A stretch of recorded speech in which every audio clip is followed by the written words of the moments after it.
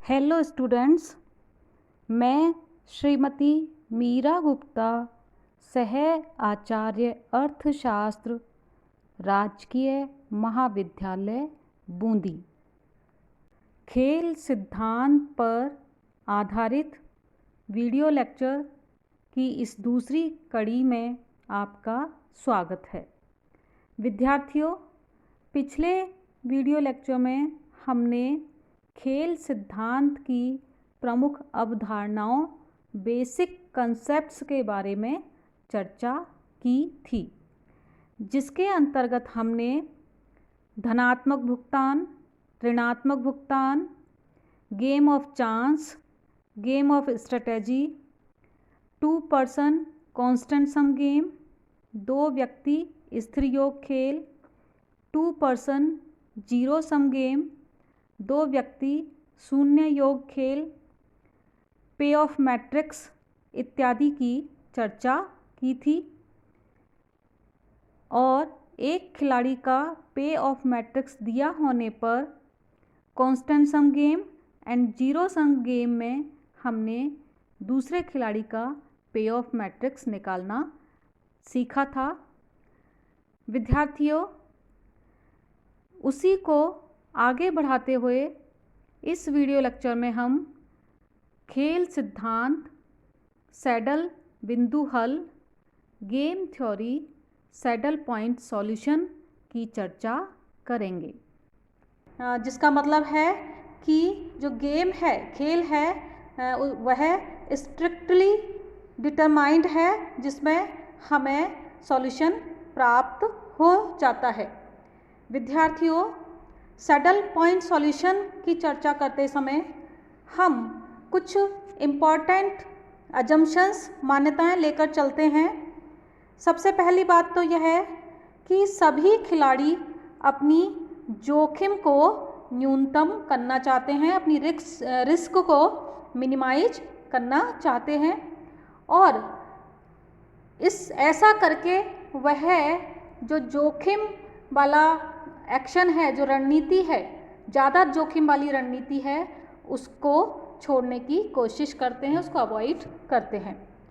दूसरी बात ये कि प्रत्येक खिलाड़ी को पे ऑफ मैट्रिक्स ए की जानकारी है, परंतु वह अपने प्रतिद्वंदी की निश्चित रणनीति, एग्जैक्ट स्ट्रेटजी से अनभिज्ञ है, जिसका मतलब है कि प्रत्येक खिलाड़ी अपनी प्रतिद्वंदी और स्वयं की स्ट्रेटजीज के बारे में, रणनीतियों के बारे में जानकारी रखता है, लेकिन वास्तव में उसके प्रतिद्वंदी द्वारा कौन सी रणनीति खेली जाएगी, इससे वह परिचित नहीं होता।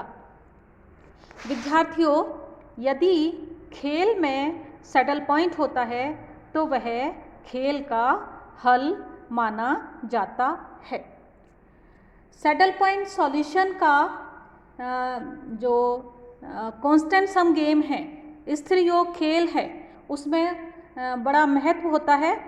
और जब पंक्तियों के न्यूनतम मूल्यों की अधिकतम राशि, जिसको कि हम मैक्सिमम कहते हैं, वह कॉलमों के अधिकतम मूल्यों की न्यूनतम राशि, जिसे हम मिनीमैक्स कहते हैं, जब मैक्सिमम और मिनीमैक्स दोनों बराबर होते हैं, तब सैडल पॉइंट माना जाता है, और इसमें प्रत्येक खिलाड़ी शुद्ध रणनीति, प्योर स्ट्रेटजी काम में लेता है।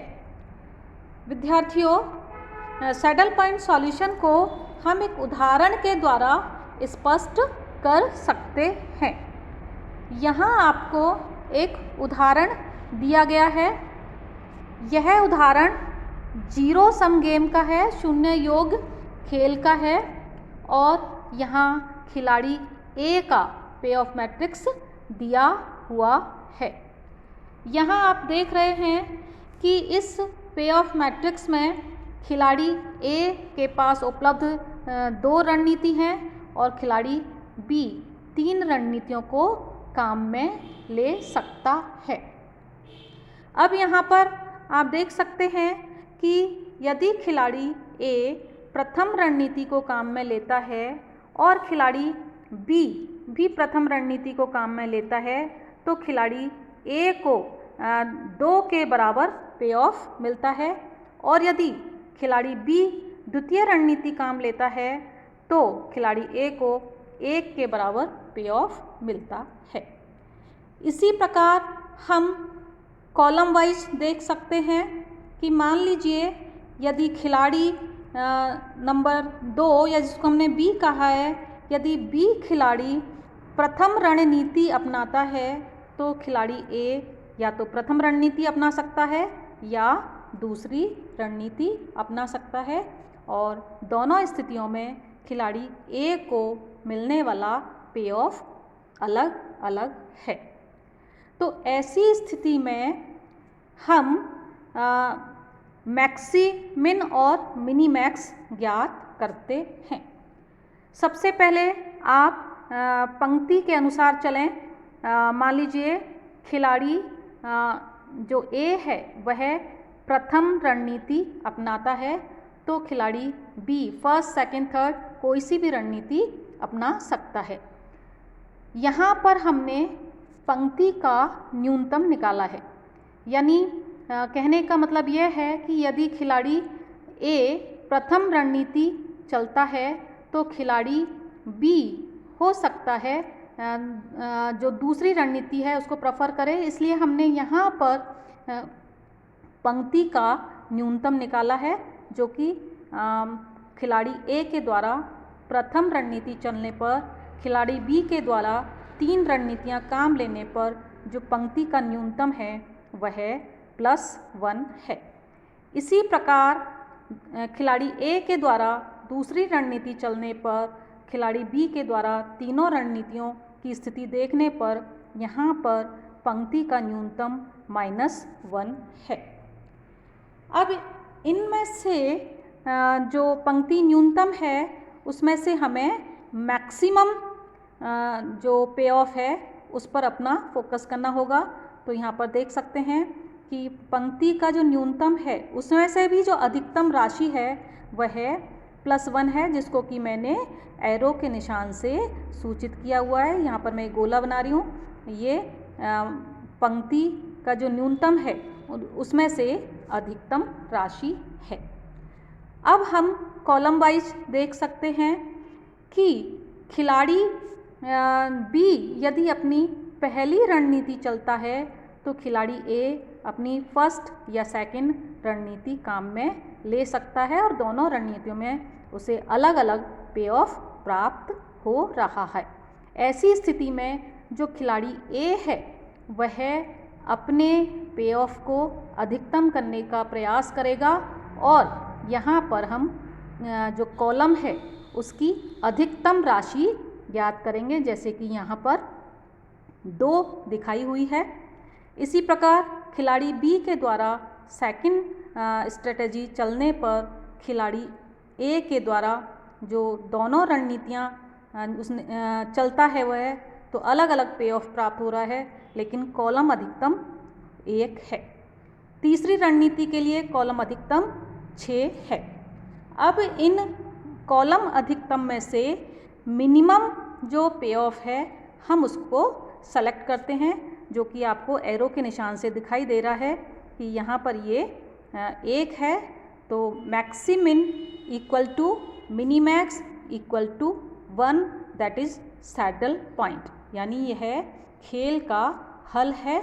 और इस स्थिति में खिलाड़ी ए जो खिलाड़ी ए है वह अपनी प्रथम रणनीति चलेगा और खिलाड़ी बी है वह अपनी दूसरी रणनीति काम में लेगा और खेल का मूल्य 1 के बराबर होगा।